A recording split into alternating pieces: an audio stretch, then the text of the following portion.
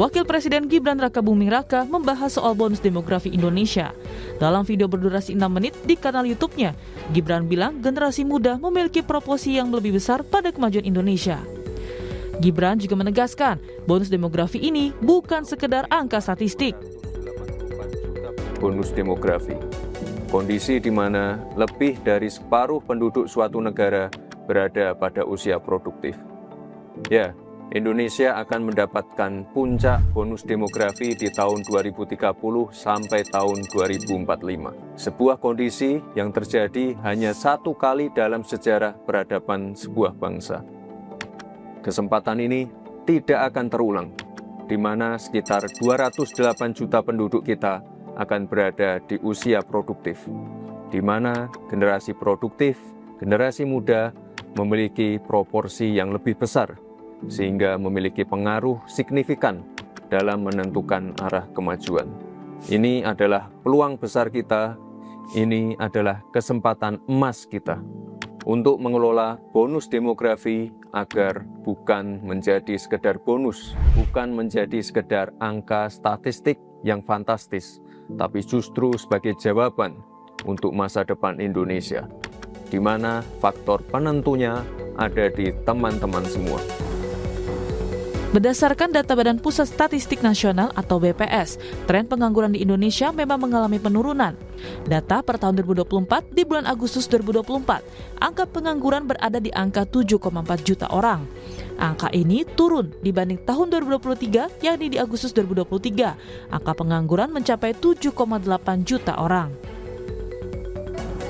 Terkait pengangguran, realita di lapangan menunjukkan banyak warga yang masih berbondong-bondong mencari kerja lewat acara bursa lowongan kerja atau job fair. Misalnya, beberapa waktu lalu Pemprov Jakarta menggelar job fair di sebuah universitas. Lebih dari 5.000 masyarakat hadir di job fair demi mendapatkan pekerjaan. Di sini saya ikut serta dalam mencari pekerjaan. Udah mendaftar ke berapa perusahaan Mas di sini Mas? Kebetulan saya baru 50 perusahaan Mas. Harapan saya setelah mengikuti acara job fair ini anak muda yang mencari pekerjaan agar lebih dapat pekerjaan. Dalam paparannya soal bonus demografi, Gibran juga menyinggung prestasi Timnas U17 yang lolos kualifikasi Piala Dunia dan keberhasilan sebuah film animasi anak Jumbo di Indonesia yang menembus 4 juta penonton. Video Wakil Presiden Gibran Rakabuming Raka yang mendorong generasi muda untuk bersiap diri hingga membuat terobosan untuk Indonesia ke depannya menuai beragam reaksi. Lalu sebenarnya bagaimana negara bisa berperan aktif untuk mendorong bonus demografi ini? Tim Liputan, Kompas TV.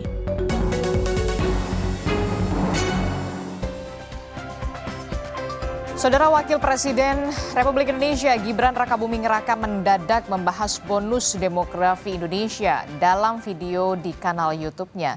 Gibran bilang kalau generasi muda ini harus menyiapkan diri dan berani untuk membuat terobosan. Gibran juga bilang bonus demografi jadi peluang besar dan kesempatan emas untuk masa depan Indonesia. Lalu ada apa di balik munculnya monolog Gibran ini? Benarkah untuk persiapan 2029? Dan bagaimana sebenarnya bonus demografi kita? Apa benar bonus demografi ini menjamin prestasi anak bangsa di masa depan? Kita bahas bersama dengan sejumlah narasumber di pagi hari ini. Sudah hadir ke studio, ada Direktur Eksekutif Parameter Politik Indonesia, sudah ada Mas Adi Prayitno. Selamat pagi, Assalamualaikum Mas Adi. Waalaikumsalam, selamat pagi Adisti. Ya, kemudian juga melalui sambungan daring ada Sekjen Partai Golkar Pak Sarmuji, kemudian ada Ketua Umum Ikatan Praktisi dan Ahli Demografi Indonesia atau IPADI, Pak Sudibyo Alimuso. Selamat pagi Bapak-Bapak, Assalamualaikum. Waalaikumsalam. Selamat pagi, Waalaikumsalam. Ya, pagi-pagi hari Senin kita sudah membahas bagaimana pernyataan atau monolog yang diunggah seorang Wakil Presiden Republik Indonesia Gibran Rakabuming Raka di kanal YouTube-nya begitu soal bonus demografi. Saya ingin tanya dulu ke partai pendukung pemerintah yang ada di dalam pemerintahan, Partai Golkar, Pak Sarmuji. Jadi sebenarnya apa ini sebenarnya yang akan disampaikan oleh Mas Gibran dan apa maksud dan juga tujuannya, Pak Sarmuji? Sebenarnya ini peristiwa biasa saja ya sebenarnya. Nggak ada yang istimewa banget, nggak ada ya. Lebih istimewa rambutnya Mas Adi itu kalau saya lihat itu. Tetapi karena ini jarang-jarang terjadi, Jadi ya menjadi menarik karena Mas Gibran selama ini kan diam. Saya menilai ini tidak ada maksud lain kecuali untuk memantik concern kita pada sesuatu yang sangat penting. Kita nggak boleh hanya berkutat pada isu-isu kekinian saja, pada hal-hal yang rutin saja, pada hal yang kita hadapi sehari-hari saja. Tetapi kita mesti concern pada hal yang sangat penting yang akan terjadi pada beberapa waktu ke depan. Nah, ini harus ada yang bicara memang. Pembicaraan ini sebenarnya bukan hanya Mas Gibran. Saya sudah berkali-kali mendengar, bahkan puluhan kali saya mendengar tentang bonus demografi. Tapi karena ini diucapkan oleh Mas Gibran, bentuknya monolog, barangkali yang selama ini jarang bicara, tiba-tiba bicara, mungkin itu menarik perhatian. Nah, ini Tetapi kan yang jadi menarik perhatian begitu ya, yang biasanya seorang wakil presiden Republik Indonesia gitu, Mas Gibran Rakabuming Raka ini jarang sekali berbicara di depan publik, kemudian loh kok tiba-tiba saja monolog banget muncul membahas soal bonus demografi.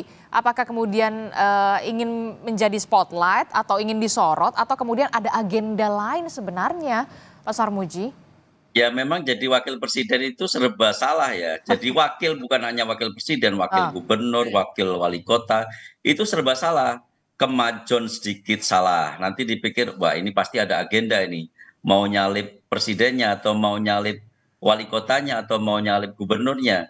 Tapi nggak berbicara apapun, tenggelam juga salah. Nanti publik akan ngomong, kita punya wakil presiden nggak sih? Nah, nanti akan begitulah Mas Gibran saya lihat mencoba untuk mencari celah, tidak kemajon, tidak terlalu maju, tetapi juga ingin memantik sesuatu yang sangat penting yang barangkali banyak pihak belum bicara. Memang caranya memang monolog.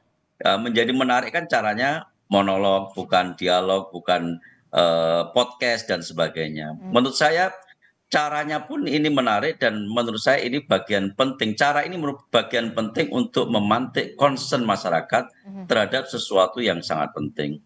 Oke, kalau kemudian ini menjadi menarik lagi ketika seorang Mas Gibran Rakabuming Raka tidak hanya monolog tapi kemudian juga tampil berdiskusi di hadapan mahasiswa, calon-calon usia produktif yang nantinya akan mengisi Indonesia Emas di 2045. Nanti salah lagi dipikir menggalang potensi mahasiswa.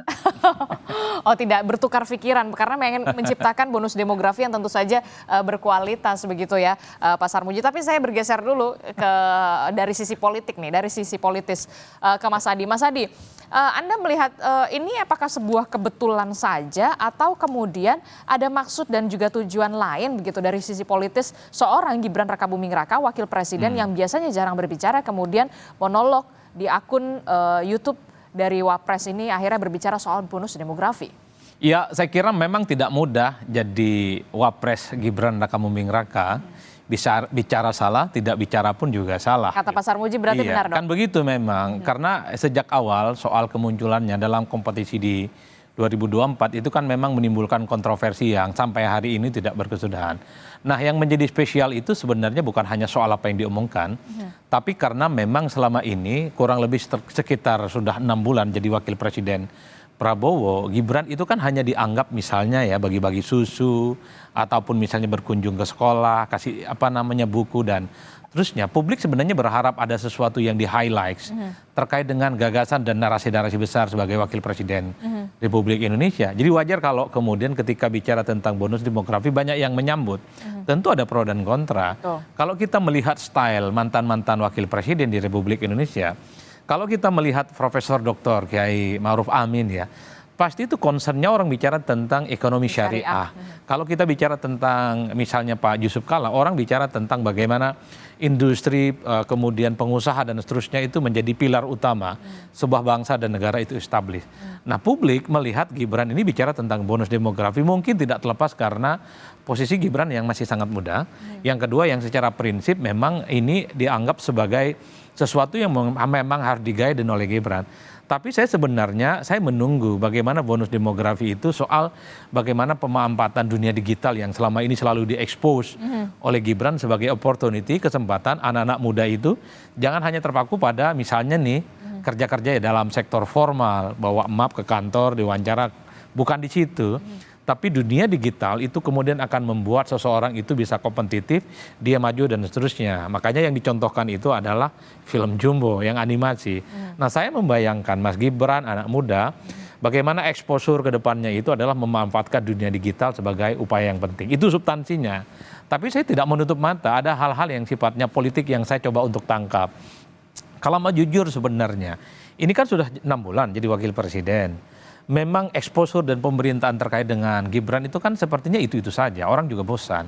Sementara pada setting bersamaan, orang yang relatif juga akan muncul di 2009, seperti AHY, juga Zulkifli Hasan, satu persatu sudah mulai menunjukkan bahwa mereka ini adalah sebagai sosok yang juga memiliki performa yang layak diperhitungkan dalam kompetisi Pilpres. Artinya apa? Gibran tentu tidak bisa hanya berada di zona nyaman wakil presiden saat ini yang seakan-akan otomatis di 2029 akan mendapatkan tiket untuk pencapresan entah sebagai calon presiden atau sebagai wakil presiden untuk bersandingan dengan Prabowo Subianto kembali. Itulah yang saya kira ini bagian dari upaya dari Gibran menciptakan momentum supaya terus menjadi spotlight pembicaraan bahwa Gibran adalah sebagai sosok yang juga sangat punya kapasitas, kompetensi, punya kemampuan untuk menjadi pemimpin di masa-masa yang akan datang. Karena kalau ini tidak dilakukan, Adisti, saya kira memang ke depan akan kebalap dengan calon pemimpin-pemimpin lainnya. Sorry to say, AHY sebagai Menko dan Ketua Umum Partai Demokrat exposure menyampaikan gagasan-gagasan besar terhadap Indonesia semakin besar. Zulkifli Hasan juga mulai speak up tuh.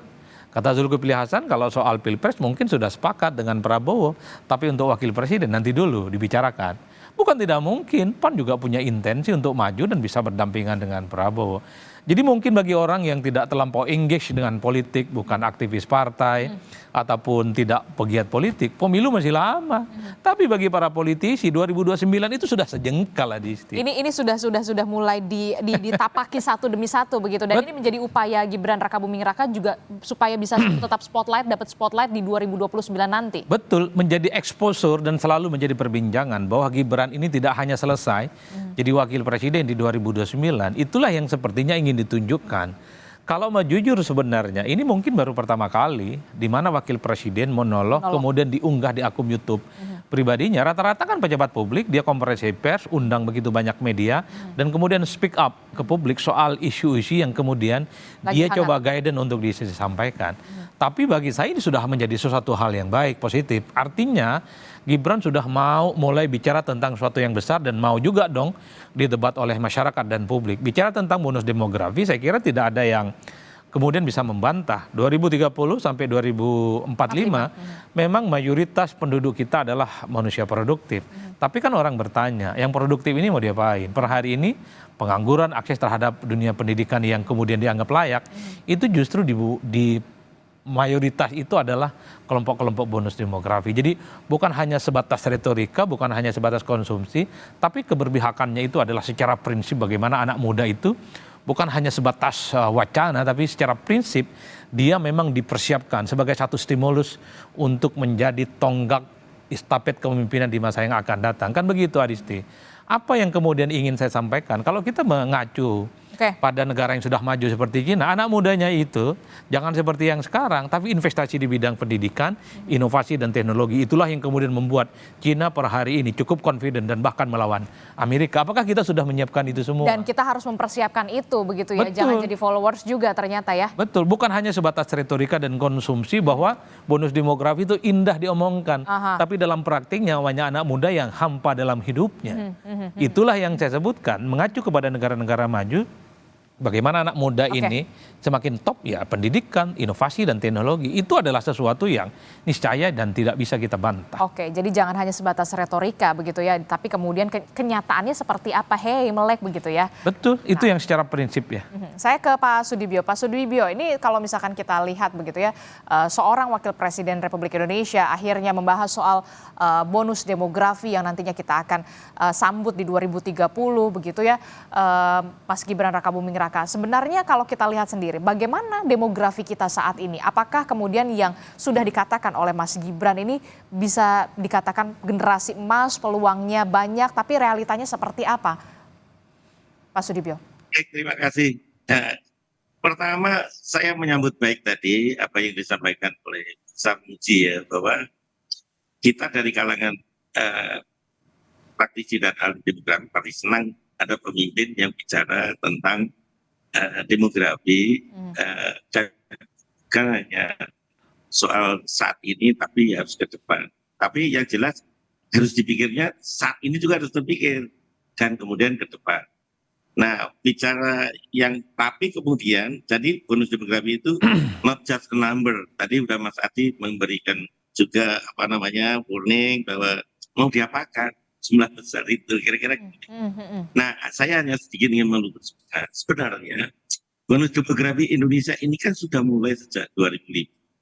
Dan jendela peluang itu akan menutup sebelum tahun 2004. Itu dari 3 proyeksi yang dikeluarkan oleh pemerintah. 3 proyeksi ya, dari mulai sensus Supas sensus 2010 waktu zaman PSBY. Kemudian Supas 2015, Pak Jokowi mengeluarkan proyeksi juga. Kemudian tahun 2020 hasil sains keluarkan proyeksi. 3-tiganya itu bonus demografinya itu sudah menutup di tahun 2045. Mereka berakhir antara 2039 sampai 2041. Artinya pada waktu kita menuju Indonesia emas, itu bonus demografinya itu sudah menutup, sudah diganti dengan generasi-generasi tua. Karena jumlah lanjut usia akan sangat tinggi jumlahnya pada saat itu, yaitu hampir sekitar 20%. Nah, ini artinya kalau mau 2045 merubah untuk mendapatkan bonus demografi kedua, yaitu ditambah dengan lanjut usia yang semakin sehat dan produktif. Nah, kira-kira begitu ya, ini yang kuncinya. Nah, yang penting adalah bahwa bonus demografi ini kan segera menutup jendelanya.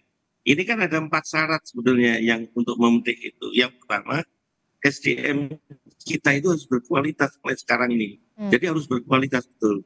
Nah, itu SDM berkualitas itu perlu pendekatan memang dari sejak lahir sampai kemudian lanjut usia.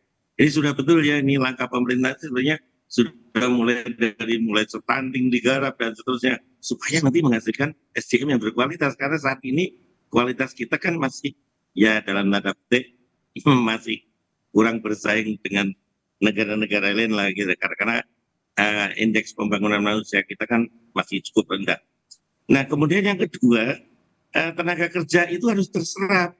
Tadi disampaikan oleh oleh presenter bahwa pengangguran kita masih cuma 8 juta dan seterusnya.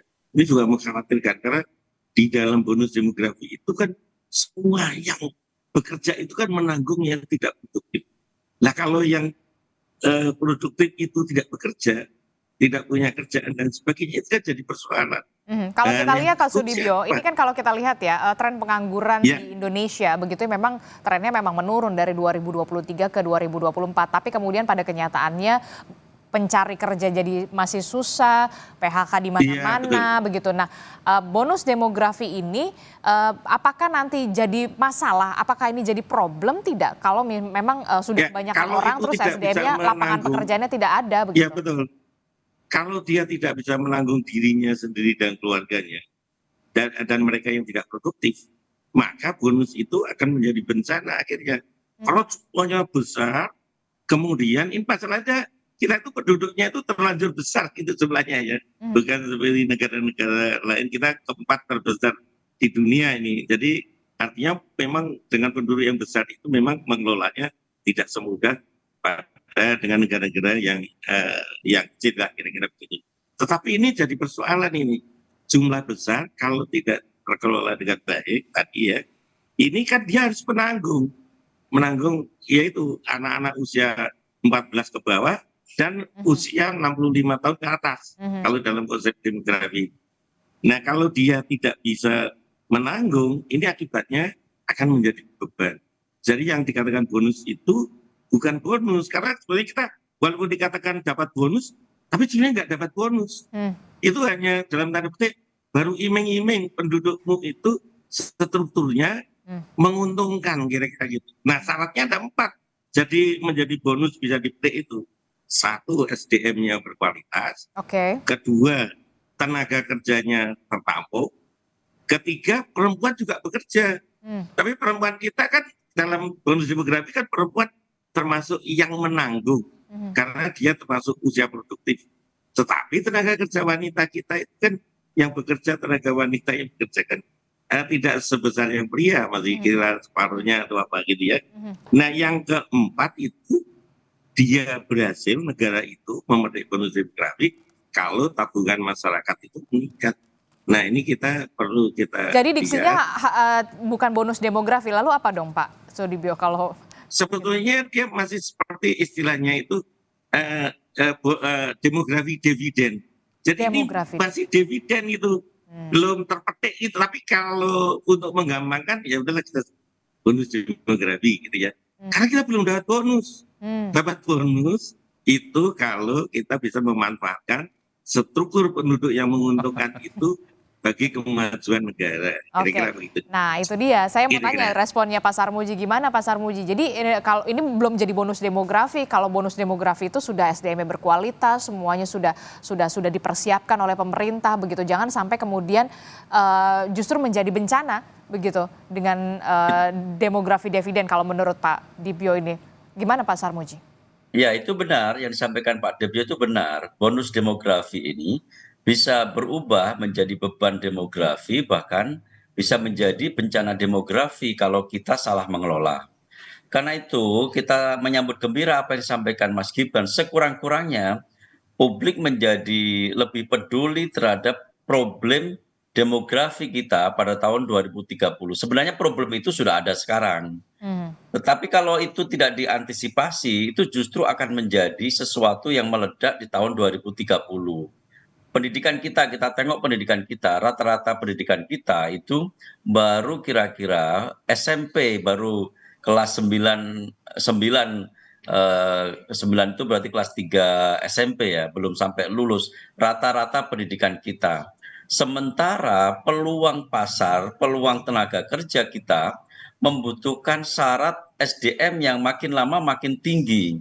Apalagi tadi sempat disinggung Mas Adi Prayitno tentang kualifikasi, informasi dan teknologi, dunia digital yang membutuhkan alam berpikir, pendidikan yang baik, lalu kemampuan, skill yang baik, dan itu semua perangkat-perangkat itu semua sampai sekarang itu terus terang belum terpenuhi. Kalau kita lihat begitu ya di grafis kita Pak Sarmuji, ini bahkan paling tinggi ini hanya lulusan SD 48,26 begitu. Kalau untuk lulusan S1 universitas begitu ya hanya 18,8. Mampu tidak? Kalau berdasarkan kenyataan ini, rasanya bonus demografi itu belum akan kita dapatkan pada 2030. Tetapi ini kan masih ada waktu. Ada persiapan yang sekarang menuju tahun 2030. Karena itu senyampang ini baru 2025. Ayo konsentrasi kita terhadap apa yang disebut sebagai bonus demografi atau demografi kita yang paling menguntungkan, komposisi usia produktif kita yang paling banyak. Ayo kita manfaatkan, kita persiapkan benar.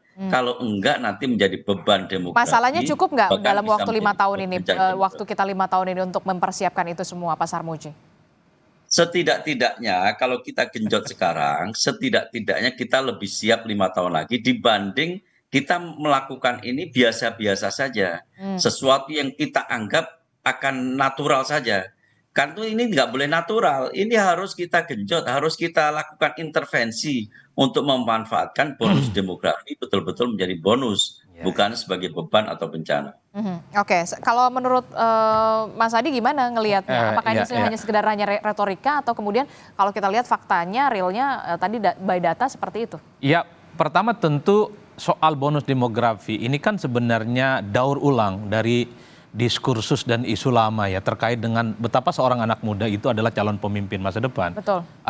Ada ungkapan yang berbahasa Arab, inna fi yadisyabani amrul ummah wa fi aqdamikum hayataha. Jadi urusan bangsa dan negara itu mantap kalau diurus oleh anak-anak muda. Itu jelas secara eksplisit. Bahkan Bung Karno kan ngomong, kasih saya 10 pemuda akan saya guncang dunia. Sama juga dengan kayak gini intonasinya Adisti, bahwa di 2030 sampai 2045 itu adalah puncak kejayaan di mana Indonesia itu punya demografi dividen, ya anggaplah begitu, ataupun bonus demografi yang kemudian dipersiapkan sebagai calon-calon pemimpin. Setuju dalam bantahan, dalam arti bahwa tidak ada bantahan yang kemudian bisa dijadikan sebagai argumen untuk menolak itu. Karena kalau kita membaca angka-angka statistik, di 2030 itu adalah masa keemasan di mana memang anak muda begitu banyak jumlahnya di Indonesia. Tapi kan orang bertanya, anak muda yang dipersiapkan 5 tahun lagi ini, 10 tahun lagi, diapain nih sekarang? Kalau model pendidikannya masih pakai gini, hanya 18% yang lulusan S1.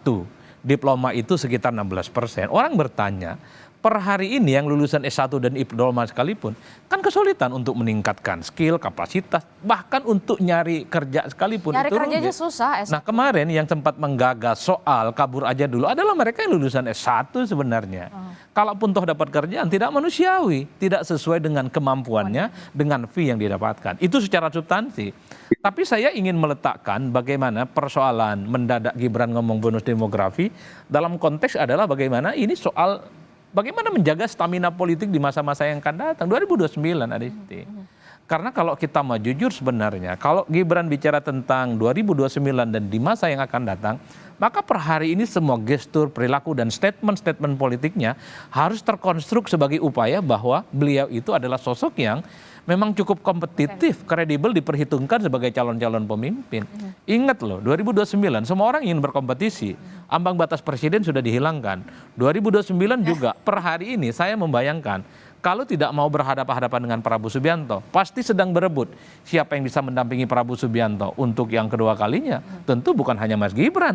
Di situ banyak ketua umum partai yang per hari ini mempersiapkan langkah-langkah segalanya. Bangun narasi, belusukan, kerja-kerja politik yang saya kira itu sudah dimulai dilakukan kerja-kerjanya. Dan itu memang sudah di underground, sudah ditapaki. Dan itu sudah ditapaki. Apakah itu salah? Ya tentu saja nggak ada yang salah. Jadi Bang Sarmuji, kalau elit-elit kita, pimpinan-pimpinan kita, ketum partai, calon-calon pemimpin mau belusukan tiap hari itu bagus.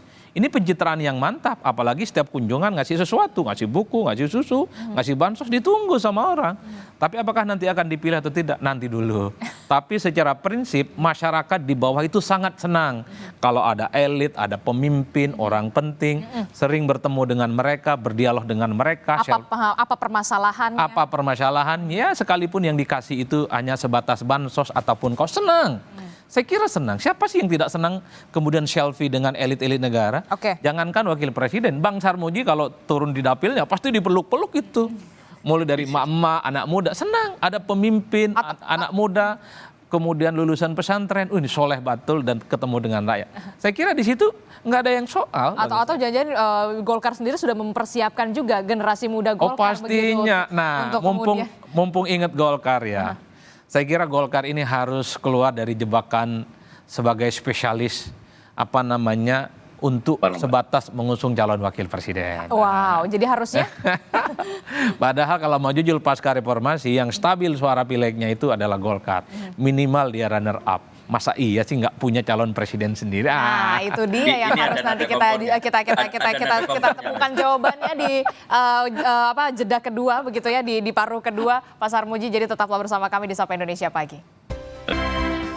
Terima kasih Anda masih bersama kami di Sapa Indonesia Pagi. Saudara, kita masih membahas soal bagaimana pernyataan dari Wakil Presiden Republik Indonesia Gibran Rakabuming Raka yang kemudian speak up atau berbicara soal demografi ya, yang nanti akan dihadapi, bonus demografi yang dihadapi Indonesia di tahun 2030 hingga 2045 begitu, pemanfaatan teknologi artificial intelligence AI yang kemudian harus kita maksimalkan betul begitu.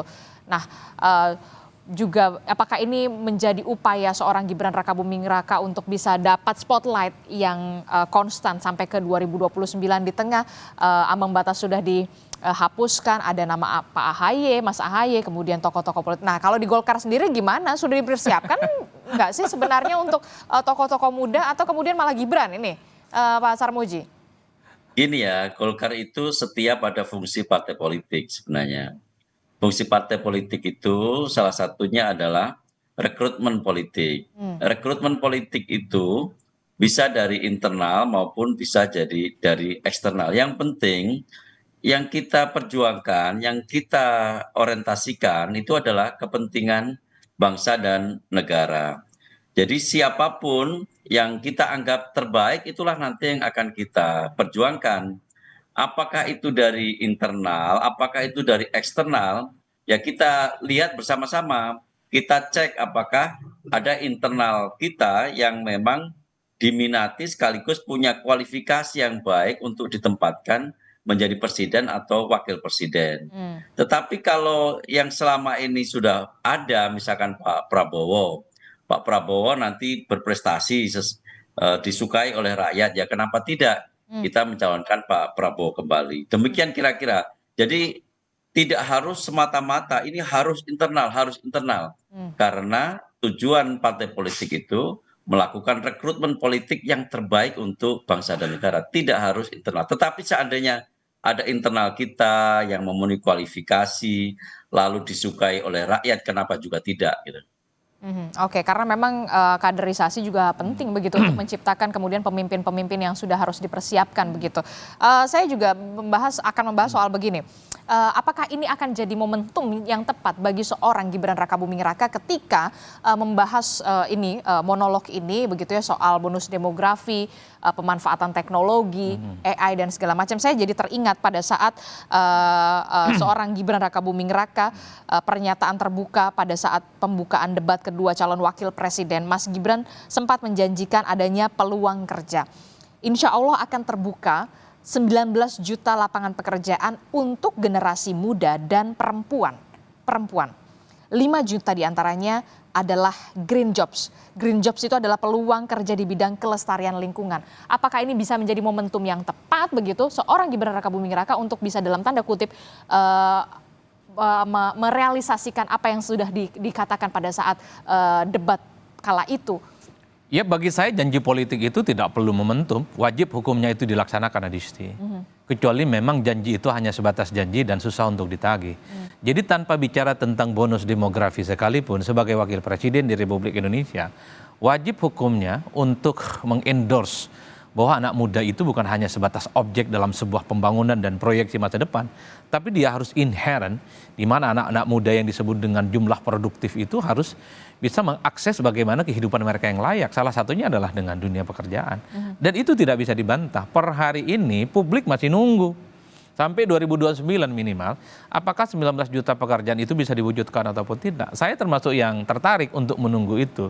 Karena di tengah begitu banyak PHK yang terjadi di mana-mana. Kita tahu kan kita tidak perlu berdebat panjang berapa banyak di PHK. Bagaimana janji soal 19 juta tenaga kerja yang bisa diakses, apalagi anak muda menjadi prioritas, itu bisa dilakukan dalam 4,5 tahun di masa-masa yang akan datang. Itulah yang secara prinsip menurut saya menjadi penting. Nah, yang kedua, kita kan selalu bicara tentang dunia digital. Selalu bicara hal-hal yang sifatnya AI dan seterusnya. Kita bisa nggak sih memproduksi seperti negara-negara maju? Soal dunia digital itu bukan hanya menjadi masyarakat yang konsumtif. Kenapa saya menyebut Cina? Karena menjadi fenomena yang menarik. Per hari ini yang berani head to head dengan Amerika kan cuma Cina. Yang lain kan agak wassalam tuh, nego dan semacamnya. Yang ingin saya katakan adalah kalau kita memang ingin mempersiapkan bonus demografi adalah anak-anak muda yang kreatif.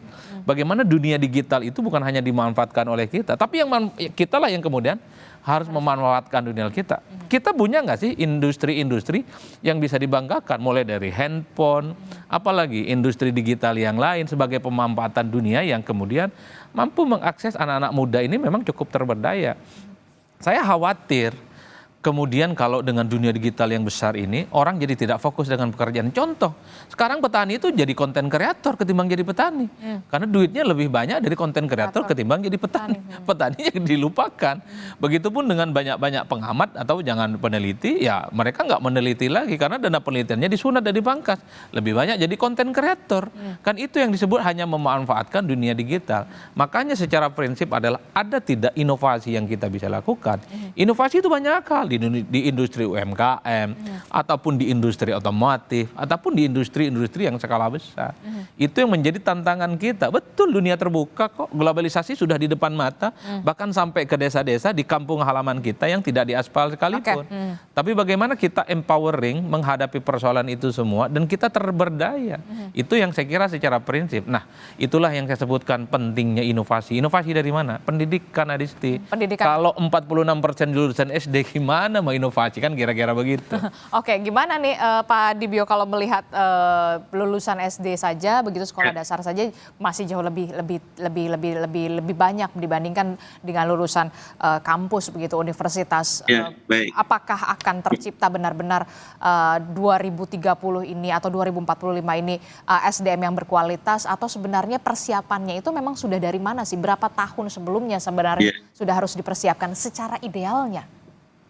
Jadi memang kita itu ya cukup prihatin ya. Artinya dari komposisi tenaga kerja saja misalnya, kita ini mismatch-nya itu juga termasuk tinggi ya di dunia. Jadi kita diperingatkan juga oleh ILO bahwa mismatch di kita itu cukup tinggi, artinya pendidikannya itu tidak sesuai dengan kerjaannya. Pendidikan tinggi tapi yang diambil kerjaan-kerjaan yang tidak terlalu produktif untuk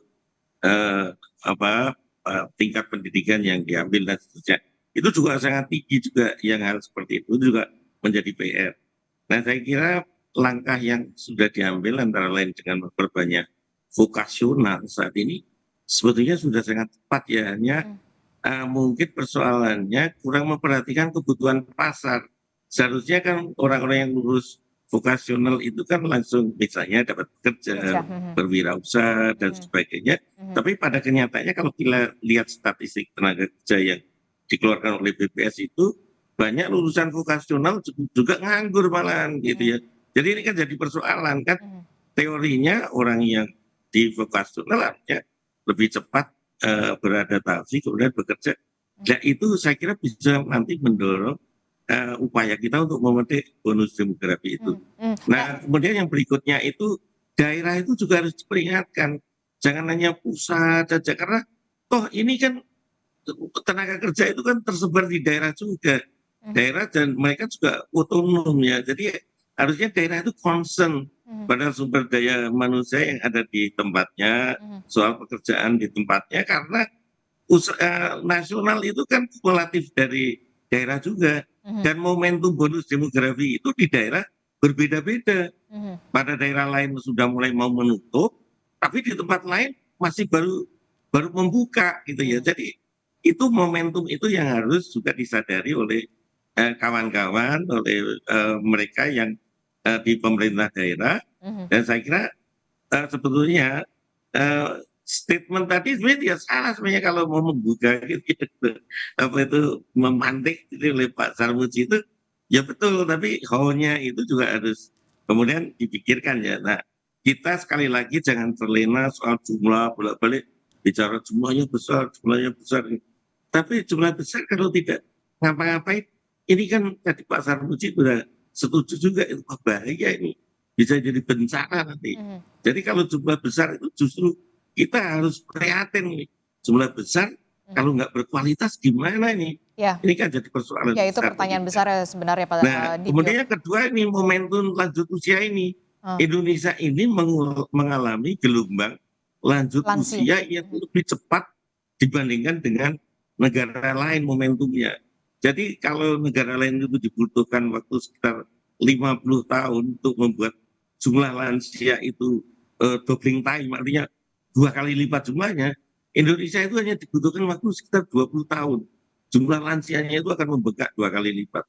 Karena bawaan dari generasi bonus demografi ini. Begitu lewat tahun 2030, tahun 2038 itu sekarang ini lansianya 27 juta, 29 juta. Tahun 2038 kita sudah 48 juta lansia. Tahun 2045 sudah 66 juta lansia. Itu sama dengan kira-kira 15 kali negara Singapura atau 14 kali negara Singapura itu Indonesia lansia semua. Nah untuk apa lansia ini? Harus sehat, produktif. Kalau nggak sehat, jadi beban lagi. Nah oleh karena itu, kalau lansianya ini sehat, produktif, orang selalu bilang ini disebut kita memasuki bonus demografi yang kedua. Second phase of bonus demografi. Harapannya seperti itu. Jadi yang muda terus dapat kerjaan, yang lansia juga tetap bisa sehat dan produktif. Nah ini kalau menurut Anda 3 poin krusial yang harus dipersiapkan dan berapa lama sebenarnya harus mempersiapkan itu? Ya sebetulnya kan kita sebenarnya pada tahun 2005 itu kan sebenarnya Indonesia sudah masuk jendela peluang bonus. Kemudian peaknya itu sebenarnya di 2020, 2030-an ini. Tetapi kan ini kan ke arah 2030 ini kan masih ada waktu ya. Ini peaknya, puncak-puncaknya itu karena apa? Beban ketergantungannya itu paling rendah. Paling rendah. Jadi itu dianggap, wah ini sangat bagus untuk investasi dan sebagainya. Nah ini jangan telat kita, jangan telat. Jadi artinya, oke lah kita sudah kemarin tidak pernah membahas sampai tahun 2020-an, itu jarang ya bicara itu. Nah sekarang ini harus benar-benar mulai dari menata SDM-nya, kemudian wanitanya supaya juga mulai ikut bekerja, kemudian kebiasaan untuk berinvestasi, menabung, dan seterusnya ini menjadi penting ya. Nah, kemudian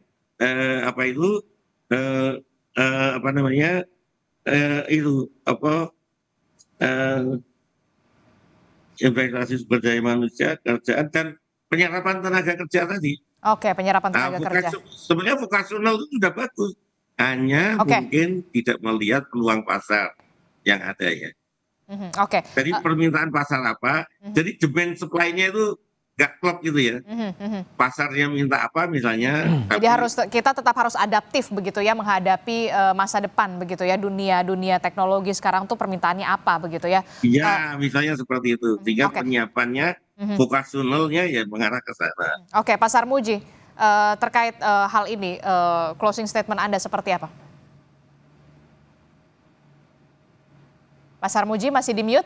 Masih di mute, oke. Singkat saja. Ya, jadi apa yang dilakukan oleh Mas Gibran itu menyadarkan kita untuk tidak terjebak pada hal-hal yang rutin saja. Kita ngomong perang tarif, kita ngomong hal-hal yang mungkin saja kita hadapi saat ini. Tetapi yang penting juga kita bicara masa depan. Ada tantangan besar tergelar depan mata kita dan itu harus kita persiapkan. Sampai saat ini menurut saya persiapan kita belum maksimal. Karena itu Mas Gibran memantik kesadaran kita untuk concern pada hal yang sangat besar yang kalau tidak kita persiapkan itu menjadi beban bagi kita. Tapi kalau kita persiapkan dengan baik akan menjadi bonus bagi kita. Termasuk juga ini kita juga menanti masih pernyataan dari Mas Gibran soal akan terbuka 19 juta lapangan pekerjaan untuk generasi muda perempuan, 5 juta diantaranya di bidang green jobs. Ya, itu harus kita create, nggak bisa terus kemudian itu terus sudah kita sampaikan lalu nggak kita create, itu pasti akan menjadi barang yang terlupakan. Tetapi kalau dikreasikan, dipersiapkan, lalu bagaimana cara mewujudkannya, di bidang apa saja, mungkin akan bisa menjadi nyata.